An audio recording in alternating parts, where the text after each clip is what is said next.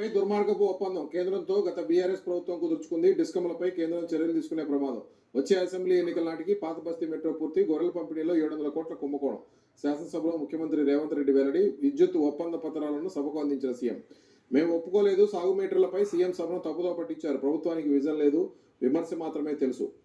కేంద్రం నుంచి భారీగా నిధులు ఎలా సమీకరిస్తారు? బెల్ట్ షాపులు పెట్టి ఎక్సైజ్ ఆదాయం పెంచుతారా అంటూ బడ్జెట్పై చర్చలో బీఆర్ఎస్ ఎమ్మెల్యే హరీష్ రావు విమర్శలు.